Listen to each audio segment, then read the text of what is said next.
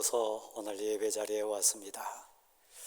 하나님의 사랑이 뭔지, 그 은혜가 얼마나 큰지 고백 가운데 예배자가 됐습니다. 사도 바울 입술을 통해 우리에게 주신 고백, 고린도전서 1장 말씀에 가보면 그리스도의 도, 십자가의 도, 믿는 우리에게는 하나님의 능력이라, 생명이라 고백시켰습니다. 하나님의 능력이기 때문에, 하나님 주신 생명의 권능이기 때문에 우리 그 은혜를 사모하여서 오늘 이 자리에 왔습니다. 세상은 그걸 알지 못합니다. 십자가의 도가 뭘 의미하는지, 그리스도의 도가 얼마나 복되고 아름다운 저 영생하는 복인지를 세상은 모릅니다. 그래서 미련하다고 합니다. 믿는 우리를 조롱하고 어리석다고 비아냥거릴 때도 있습니다. 세상 앞에 신앙 고백자로 사는 것은 그래서 때로는 소외당하기도 하고 또 때로는 어리석은 자가 돼서 비난받기도 합니다.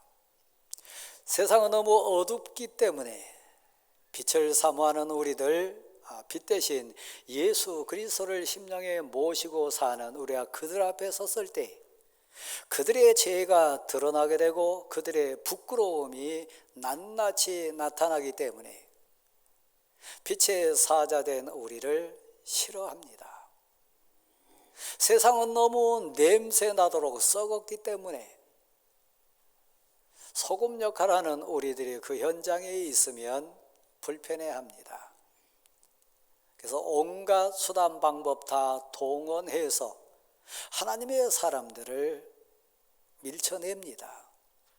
비난하기도 하고 온갖 박해와 고난을 가해서 우리를 쫓아냅니다. 그러니까 이 시간 사순절 지나가는 사랑하는 성도 여러분, 그리스도의 도, 십자가의 은혜, 하나님의 사랑이 뭔지를 알지 못하는 세상 사람들은 일단 우리의 관심에서 내려놓고 이 예배 가운데, 이 사순절 예배 가운데 우리가 고백해야 될 주제는 믿는 자 된 우리입니다. 신앙 고백자로서 하나님 앞에, 그리고 사랑하는 성도와 교회 앞에서 믿음의 거울 앞에 서서 우리 자신을 한번 비춰보고 새롭게 결단하고 고백하고 시작하는 이 시간 되기를 간절히 소원합니다. 사제의 말씀 가운데 창세기 22장에 나오는 믿음의 조상 되었던 아브라함을 만났습니다. 그 단계에 오기까지 아브라함은 하나님의 사람이었습니다. 복도 많이 받았고 구별된 인생 살았습니다. 저나 여러분이나 같은 맥락에서 이해할 부분입니다. 모든 것을 훤히 아시고 머리카락 하나까지 다 세시고 그 마음의 생각까지 살피신 하나님 눈에 아브라함은 아직도 온전치 않았습니다. 하나님이 원하시는, 하나님이 더 큰 복 주시기 원하시는 진실로 하나님 앞에 경배자로서 신앙 고백자가 되기를 바라셨던 하나님 눈에 비친 아브라함은 온전치 않았습니다. 이게 제 모습입니다. 여러분 모습입니다. 딴 세상 얘기하는 거 아닙니다. 믿음 안에 믿음의 조상으로 선택받은 아브라함에 관한 얘기입니다. 인정적으로나 세상 가치로나 세상 논리 상식으로는 이해할 수 없는 말씀이 아브라함에게 임했습니다. 99세에 잉태해서 100세에 낳은 아들, 그 아들 이삭을 제물로 바치라고 합니다. 사랑하는 대관교회 성도 여러분, 의인은 하나님의 뜻입니다. 의인은 공의와 정의라고 하는 하나님의 마음입니다. 인생이 다 이해할 수 없고 사람들이 다 알 수 없는 영역일 수 있습니다. 그러나 우리는 압니다. 믿습니다. 하나님은 언제나 공의로우신 분이요. 하나님은 나를 진실로 사랑하신 분이요. 하나님은 진실로 그 독생자 예수 그리스도를 보내시면까지 우리를 구원하시기 원하셨던 사랑의 하나님이신 거요. 하나님이 모르시나요? 하나님이 실수하시나요? 하나님이 잘못 짚으셨나요? 아니요. 아브라함의 위대함, 아브라함의 은혜 받은 얘기가 거기 있습니다. 인정적으로 인정할 수 없어요. 세상 논리로 아무리 마음을 다스리려 해도 그 아들 귀한 아들이에요.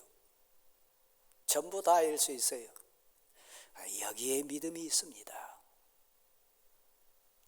하나님의 밭이라 했으니 저는 다 이해 못합니다. 다 알 수 없습니다. 믿는 것은 하나님의 절대성입니다. 하나님의 정의로우시고 공의로우시고 하나님의 오르심입니다. 환경을 보는 것이 아니라 세상 논리로 이해하는 것이 아니라 전능하시고 온 우주 만물의 왕이신 하나님을 믿습니다. 나의 주님이십니다. 갈 바도 알지 못하고 행할 바도 알지 못하고 내일은 모릅니다. 그러나 분명한 것 압니다. 믿습니다. 하나님을 믿습니다. 하나님을 압니다. 이게 신앙입니다. 의에 순종하는 것은 적극적인 선택입니다. 어쩌다가 그냥 마주친 게 아니고요.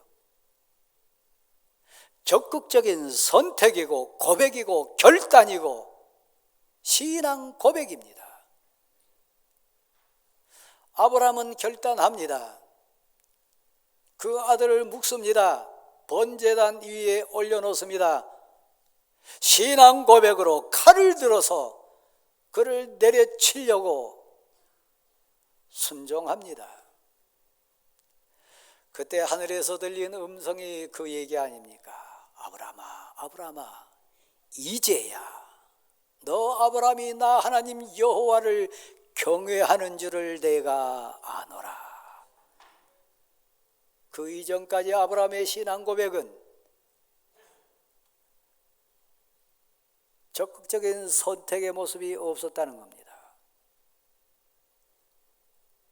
여러분, 사순절을 지나가면서 여러분의 신앙 고백, 여러분의 믿음, 여호와 하나님을 경외하는 자의 고백적인 모습 맞습니까?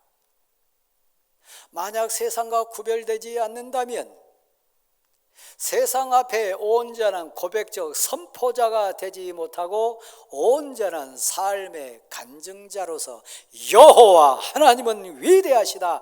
여호와 하나님은 날 사랑하시고 나는 그분의 아들입니다. 하나님의 딸입니다. 하나님은 자비하시고 인자하셔서 하나님은 나를 온전히 안아주시는 나의 아버지십니다. 그리스도의 도입니다. 십자가의 도가 그 내용입니다. 하나님 날 구하시기 위해서 오셨다는 거예요. 날 용서하시기 위해서 모든 내 죄값을 다 짊어지셨다는 거예요. 그리고 십자가에 죽으셨다는 거예요. 십자가의 도, 내게는 미련하게 보이지 않습니다. 어리석다고 보이지 않습니다. 그건 생명입니다. 그것은 날 살리는 능력입니다. 그것은 세상을 초월하는 하나님의 역사의 통로입니다. 십자가에도 그리스도에도 제가 믿는 믿음입니다. 한없이 세상 사람들은 우리를 어리석다고 해요. 미련하다고 해요. 우리 자신이 우리 자신을 생각해 봐도 이건 분명히 손해인데 이건 분명히 억울한 것이고 이건 분명히 말이 안 되는데 이건 분명히 세상 사람들이 나를 비웃을 것이고 외톨이 될 것이고 회사에서나 공적인 모임에서나 많은 만남 속에 분명히 조롱거리 될 것 뻔한데 기준이 있습니다. 나는 하나님의 사람입니다. 복된 소식, 하나님의 말씀, 하나님의 뜻, 하나님의 의. 내가 사람을 두려워하랴, 사람을 기쁘게 하랴, 사람을 무서워하랴, 하나님을 기뻐하랴, 하나님을 두려워하라, 하나님을 사랑하랴. 기준이요. 한 번만 다시 합시다. 너희는 복음과 함께 고난을 받으라. 복음은 하나님의 뜻입니다. 복음은 십자가의 도입니다. 복음은 그리스도의 도입니다. 맞바람 앞에 더 적극적으로 선택하면 더 고난이 진해집니다. 심지어는 생명까지 내놔야 될 적극적인 선택입니다. 그저 그렇게 가는 거 아닙니다. 그리스도의 도, 십자가의 도, 사순절의 교훈은 복음입니다. 복음, 진실로 복음을 순종하고 복음 따라가기 원하고 복음 따라 살기 원한다면 그 고백에 지난 만큼 고난은 진해지게 되어 있습니다.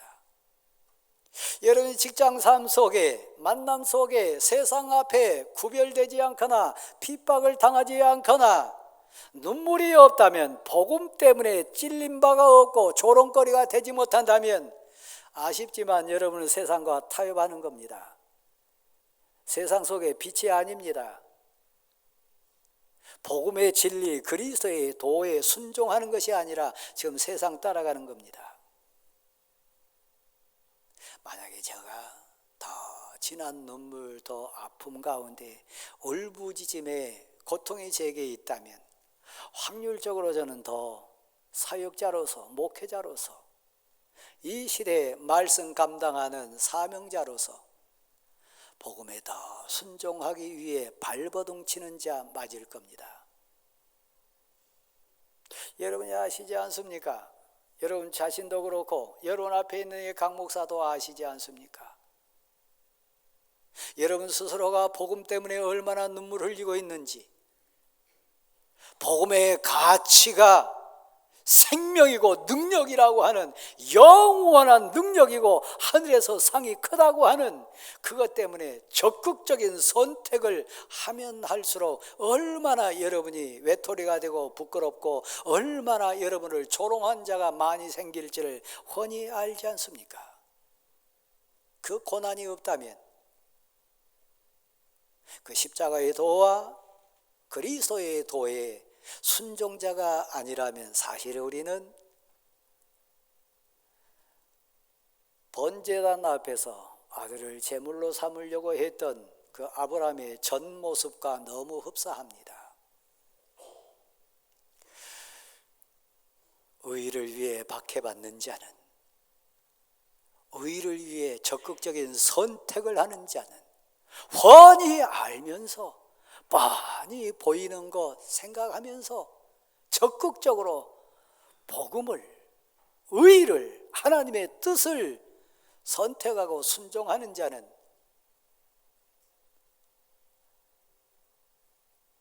하늘이 저들의 것임이라 했습니다.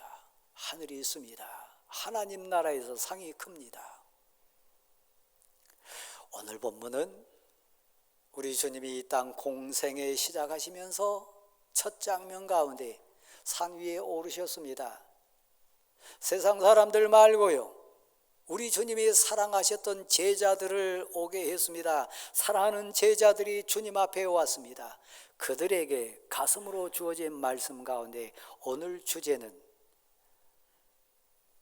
의를 행하기 위해 받는 박해입니다. 복음 때문에 당하는 고난입니다. 신앙생활 바르게 하기 위하여 겪는 고난입니다. 그리스도의 도, 십자가의 도에 순종하는 자 되기 위해서 겪는 눈물에 대한 이야기입니다. 공예배뿐만 아니라 하나님 앞에 헌신하고 교회 공동체 앞에 충성하는 모습, 이 시대의 교회의 삶 속에 많이 흐려지고 사라졌습니다. 교회 다닌 사람이나 안 다닌 사람이나 일상생활이 구별되지 않습니다. 주일이 구별되지 않을 때도 있습니다. 너무나 많은 부분에 우리는 신앙 양심의 화인 맞은 자국이 많습니다. 믿음의 거울이 더덕더덕 죄로 얼룩져 가지고 잘 보이지 않습니다. 신비하게요, 세상 부귀 영화를 복이라고 얘기하지 않습니다. 세상 만남의 화려함을 복이라고 얘기하지 않습니다. 산상수훈 가운데 천국 팔복은 너무나 우리 생각과 다릅니다. 이 사순절 깊게 묵상해야 될 주제예요. 그 중에 오늘 8가지 복 가운데 결론적인 얘기입니다. 의를 위해 핍박받는 자는. 좀 더 쉽게 접근해 볼까요? 의는 대의입니다. 오름입니다. 예수 믿는 사람이니까, 신앙생활하는 성도니까, 가족이니까, 사랑하는 남편이고 아내니까 하나님 보시기에 부끄럽지 않을 믿는 자로서의 행실이기도 합니다.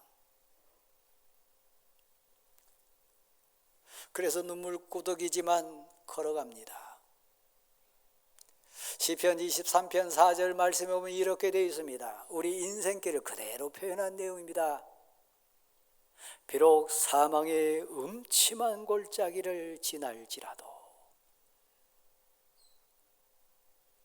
해를 두려워하지 않을 것은, 무섭지 않다는 얘기입니다. 왜요? 오름을 쫓아가니까요. 하나님을 붙들고 가니까요. 이건 예수 믿는 사람으로서 대의, 도의, 단순한 윤리 도덕적인 수준이 아니라 하늘 가치로 내 양심을 비춰봤을 때 이것은 당연히 내가 해야 될 일이니까요. 비록 사망의 음침한 골짜기를 다닐지라도 의를 행하다가 대의 때문에 도의를 지키기 위하여, 부부 관계를 온전케 하기 위하여, 사람 도리하기 위하여 내가 당하는 현실이 사망, 죽을 것 같은 정말 힘든 눈물 골짜기를 걸어간다 할지라도 하나님이 하세요. 하나님이 함께 하세요. 해를 두려워하지 않습니다. 세상 핍박이나 세상 가치나 세상 손해나 인간적인 아픔을 두려워하지 않습니다. 주의 지팡이가 나와 함께 하심이라. 주께서 나와 함께 하심이라. 주의 지팡이와 막대기가 나를 안위 안전하게 보호해 주실 줄 믿습니다. 아브라함의 적극적인 선택 기준은 다른 거 아닙니다. 하나님이 나를 사랑하십니다. 하나님이 아들을 주셨습니다. 아들의 주인도 내 인생의 주인도 하나님이십니다. 그러므로 하나님의 말씀은 옳으시니까, 하나님의 명령이니까 저는 순종할 뿐입니다. 그때 하나님이 예비해 주십니다. 의를 위하여 적극적인 선택을 하는 자에게 하나님은 여호와 이레로 준비하십니다. 아브라함에게도 우리에게도 그렇게 해주신 줄 믿습니다. 이것이 신앙이고 이것이 믿음 고백입니다. 시간 제한 때문에 여러분을 좀 우리 삶과 더 가까이에 있는 예로 의를 위해 박해받는 자의 복이 무엇인지, 진짜 부끄러운 자가 누군지를 같이 한번 보고자 합니다. 사무엘하 11장 12장 내용입니다. 거기에 보면 다윗이 나옵니다. 현재 다윗은 왕입니다. 하나님께 은혜 많이 입어가지고 그는 베들레헴 목동이었지만 지금 이스라엘의 왕이 되어 있습니다. 12장에 있는 내용으로 언급을 하면 하나님께서 이런 말씀 주셨습니다. 너에게 이것저것 더 필요한 것이 있었다면 내가 그것까지도 다 주었으리라. 다윗에게 지금 부족한 게 사실 없다는 얘기입니다. 은혜 받은 자고 복 받은 자였습니다. 오늘 여기 있는 우리처럼요. 근데 다윗이 하나님을 놓쳤습니다. 그 가슴에 신앙 고백이 사라졌습니다. 단순히 사람이 보이거나 단순히 제가 그를 이긴다는 수준이 아니라 그 가슴에서 하나님에 대한 신앙 고백이 흐려졌습니다. 모압하고 한참 전쟁 중이었습니다. 다시 3개월 만에 전쟁을 시작해가지고 요압 대장수를 비롯해가지고 많은 군인들이 싸움터에 나가서 지금 싸우고 있습니다. 전쟁이 이루어지는 장면입니다. 고대 사회에서 보면 대부분은 왕이 함께 출정하는 것이 관례입니다. 그러나 다윗은 전쟁에 함께 나가지 않았어요. 좀 빗나가고 있죠? 전쟁터에 나간 장수들이나 병사들은 생명을 걸고 싸우는 현장의 인생들입니다. 그들에게도 다 가족이 있고 그들에게도 인생이 있습니다. 네, 나라에 대한 충성의 가치 때문에 헌신이라고 하는 사명 앞에 그들은 생명을 걸고 지금 싸우고 있습니다. 우리가 사모하고 우리가 그리는 그때의 다윗의 모습이 있다면 생명을 걸고 싸우는 병사들을 위하여, 장수들을 위하여, 우리 나라를 위하여 이 전쟁에 하나님이 역사하시기를 소원하면서 처절하게 기도하는 모습이거나 하나님께 묵상하는 모습이거나 하나님께 예배를 드리면서 간구하는 모습, 그게 더 자연스러운 모습 아닙니까? 전쟁 중에 있으니까요. 대의, 공의, 사회적 관념의 그 오름, 상식선, 그 상황에 봤을 때 다윗은 지금 옳지 않습니다. 다윗은 정상이 아닙니다. 왕궁을 여유롭게 거닐고 있습니다. 전쟁을 수행하는 왕의 모습이 아닙니다. 잘못됐습니다. 생명을 걸고 싸우는 병사들과 장수들 비교해보면 그 모습은 옳음이 아닙니다.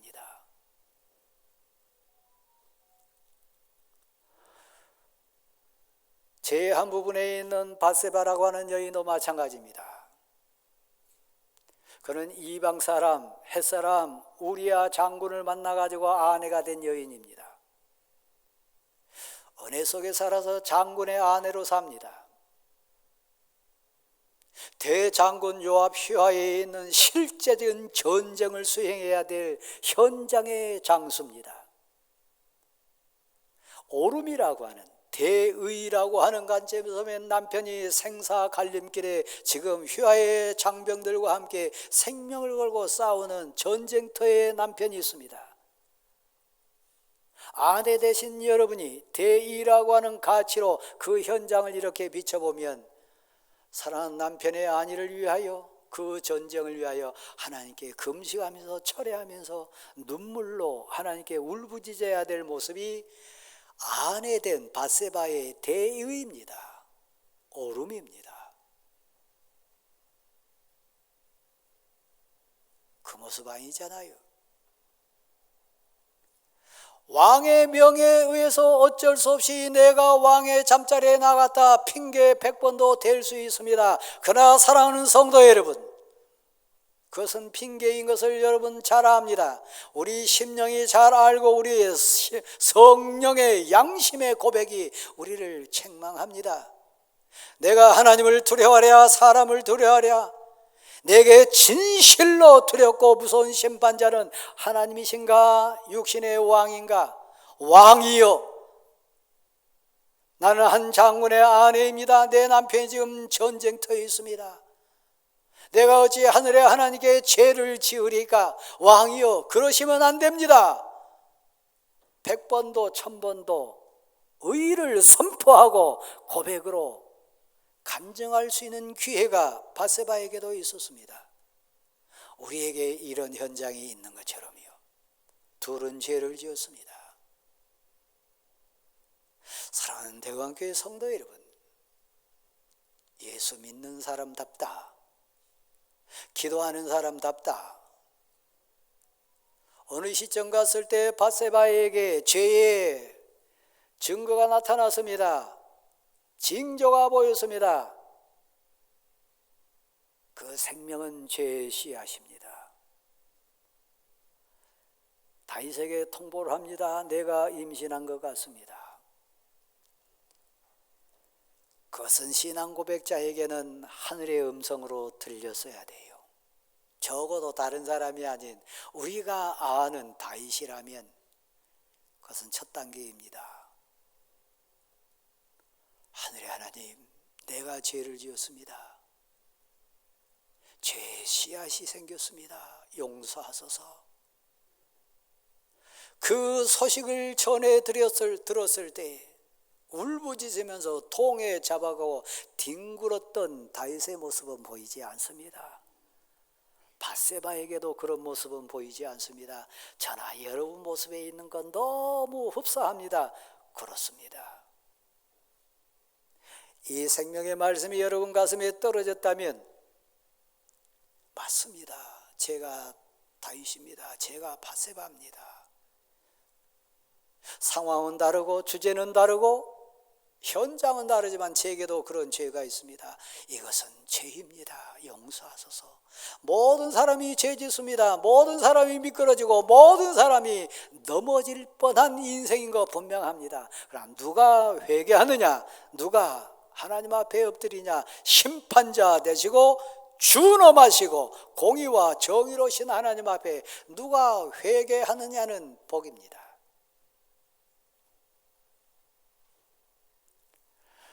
죄는 죄를 낳습니다. 그래서 어떻게 합니까? 가증스럽게 인간적인 방법을 씁니다. 회개 자리로 나갈 인생이 하나님께 용서를 구해야 될 하나님의 사람이, 제가 묻습니다. 저를 한번 보실랍니까? 그때 다윗은 예배 드렸을까요? 안 드렸을까요? 찬양 드렸을까요? 안 드렸을까요? 10개월 사는 동안요. 밧세바도 하나님의 백성이라고 이스라엘 인생이라고 고백한 여인입니다. 죄의 증거가 정말 더 선명하게 드러나는 10개월 동안 그의 태중에서 꿈틀거리는 죄의 씨앗이 자라는 동안 예배 드렸을까요? 안 드렸을까요? 입술로 기도했을까요? 안 했을까요? 제사 드렸을까요? 안 드렸을까요? 여러분이 교회 오신 것처럼 저와 여러분이 예배당에서 그럴듯하게 성도에 거치려 하는 것처럼 다윗이 그랬습니다. 밧세바가 그랬습니다. 신앙이 문드러진 거지요. 양심이 화인 맞은 거지요. 그들은 회개의 기회를 계속 놓치고 있습니다. 그러나 다 아시고 보시고 살피시는 하나님은 피해갈 수 없습니다. 우리아를 전쟁터에서 불러옵니다. 왕의 힘이 있으니까요. 그럴듯한 죄를 감출 수 있다고 생각했기 때문에 다시 저를 보실랍니까? 사람은 속일 수 있습니다.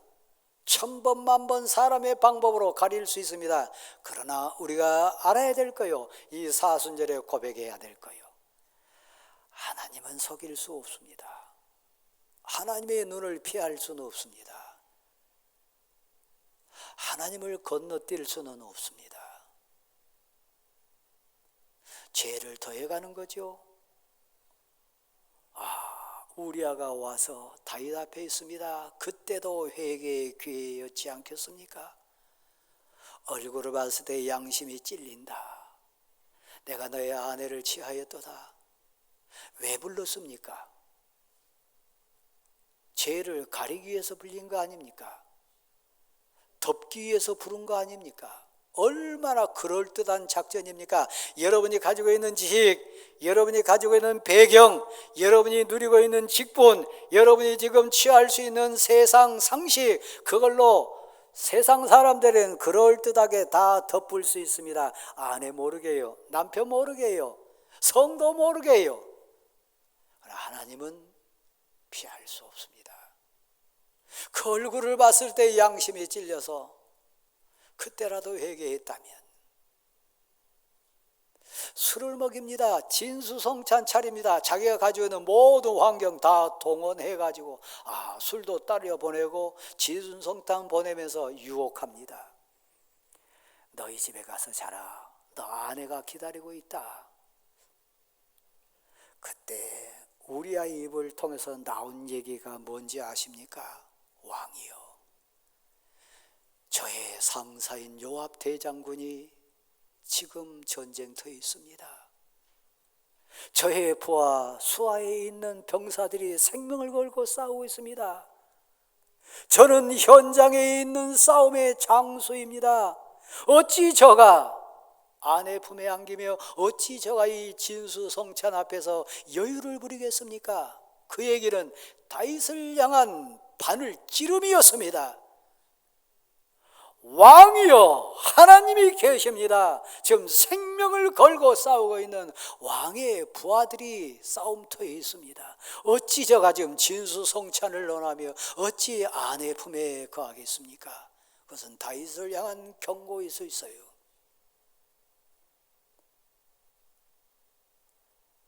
둘째 날도 그랬습니다. 그러나 비록 이방인이지만 내가 무엇이간데 이 이스라엘 공동체의 장수가 되었나? 내가 누구간데 밧세바라고 하는 아내를 하나님 주셨고 대장군 요압과 같은 장수를 만나게 하시고 생명을 걸고 싸우는 내 휘하의 장병을 하나님이 허락하셨나? 이건 은혜라. 충성이요, 의를 위하여, 공의를 위하여, 정의를 위한 신앙 고백이요, 적극적인 선택이요. 분명히 우리아도 아내를 찾을 수 있고 분명히 우리아도 진수성탄 가운데 얼마든지 왕의 명령에 순종할 수 있었습니다. 받아하십시다. 우리는 하나님 앞에 있습니다. 단순히 왕 앞에 있는 게 아닙니다. 하나님 앞에 있습니다. 얼마나 제가 가증스러운지 신앙 고백하는 다윗은 저의 모습이고 여러분 모습입니다. 하나님을 모른 자 얘기가 아닙니다. 극악한 죄로 빠집니다. 입이 양심이 무뎌진 거요. 사순절 뭐 하자고요? 그 양심의 거울을 닦자고 하는 거요. 물로 씻고 보혈의 공로 의지해서 닦자고 하는 거요. 너무 극악해요. 사람으로는 할 수 없어요. 누가요? 목사가 양심에 화인 맞으면요, 교회 장로들이 양심에 화인 맞으면요, 교회 중직자가 양심에 화인 맞으면 그렇게 극악한 자가 됩니다. 다윗이 그랬으니까 우리 예외 아니에요. 보십시다. 다른 사람 손해 아니고요, 그 충직하고 그 의를 고백하고 있는 우리아의 손에다가 그를 죽이라고 하는 편지를 들려보냅니다. 사람이 그러면 됩니까? 인생으로서 그런 양심이 어디 있습니까? 헌신하고 충성하고 생명을 걸고 의를 지키는 그 대장수 우리아를 그렇게 대우하면 됩니까? 그런데요, 신앙 고백을 놓치면, 하나님을 두려워하지 않으면, 하나님을 멸시하면 다윗과 같은 왕도 그런 극악무도한 인생으로 빠질 수 있다고 하는 겁니다. 제가 아무리 가운을 입고 있고 아무리 찬양대원들이 성가대 가운을 입고 있다 할지라도 죄가 우리를 가리면 우리 극악한 인생 될 수 있다는 겁니다. 근데 현장에 가니까 더 웃기지 않는 죄인이 있습니다. 누구보다도 우리아 장수에 대해서 잘 아는 사람이 요압 대장군입니다. 다른 사람은 몰라도 우리아가 얼마나 충직한지, 얼마나 정직한지, 얼마나 헌신적인 사람인지 압니다. 우리아의 손에 들려온 편지는 충격이었어요. 내가 하나님을 두려워하랴, 왕을 두려워하랴. 내가 하나님을 기쁘게 하랴 왕을 기쁘게 하랴. 요압의 선택이요. 의인은 적극적인 선택입니다. 요압 대장수는 하나님을 선택하지 않았습니다. 다윗 왕의 극악한 죄악의 동승자가 됐습니다. 이거 죄인 걸 알아요. 싸움이 가장 극렬하고 거기 가면 반드시 죽음의 골짜기란 거 누구보다 군사 전문가인 요압 장군은 압니다. 일부러 거기에 넣어야 되니까요. 그 우리아가 그럴 죽을 죄를 졌습니까? 아니잖아요. 왕이요. 내 부하 햇사람 우리아는 그런 인생 아닙니다. 어찌 그를 이 죽음에 밀어넣으려고 하십니까? 왕이요. 제가 아는 우리아 장군은 이렇게 죽을 인생이 아닙니다. 한 번만 더 생각해 주십시오. 100번도 1000번도 이 일을 재개할 수 있는 위치에 있는 사람이 요압입니다. 절 보세요. 죄에 동조하는 자는, 죄에 침묵한 자는, 죄의 동참자는 똑같은 죄인입니다. 요압이 그랬어요. 시간 제한 때문에 제가 마무리하겠습니다. 우리 사순절에 있습니다. 우리 하나님 앞에 있습니다. 1000번도 10,000번도 우리가 가지고 있는 환경과 물질과 배경과 세상 지식과 세상 만남을 통해서 1000번 10,000번 우리 죄를 덮고 가고 핑계할 수 있고 변명할 수 있습니다. 그러나 신앙 고백자는 다윗을 이기게 하니라, 다윗과 함께 하니라, 다윗의 찬송을 받으니라, 다윗과 함께 싸워주심이라. 하나님 앞에 신앙 고백자가 됐을 때 다윗은 능력이었습니다. 왜 우리에게 능력이 없나요? 왜 우리에게 빛의 사명자로 서지 못하고, 왜 그리스도의 향기가 나지 못하고 그리스도의 편지와 같은 인생 고백자가 못 되나요? 요압이 됐기 때문에요. 타락한 다윗이 됐기 때문에요. 유혹에 넘어진 밧세바 인생을 우리가 따라가기 때문에요. 이 사순절을 지날 때 이제야 내가 나를 경외하는 줄 아노라. 이 고백이 하늘로부터 우리 각자에게 들려지기를 간절히 소원합니다. 하나님은 의입니다. 하나님은 공의와 정의의 하나님이십니다. 하늘에서 상이 반드시 있습니다. 세례 요한 여자가 낳은 자 중에 가장 큰 자입니다. 이해할 때 이해할 수 있었어요. 아니요 할 때 적극적인 선택으로 아니요 할 수 있었던 인생입니다. 사랑하는 대광교회 성도 여러분, 의를 위해 핍박받고 의를 위해 고난받는 자는 복음과 함께 고난받는 자입니다. 반드시 하늘에서 상이 클 줄 믿습니다. 반드시 하나님이 여호와 일의 복을 우리에게 상으로 주실 줄 믿습니다. 일어서십시오.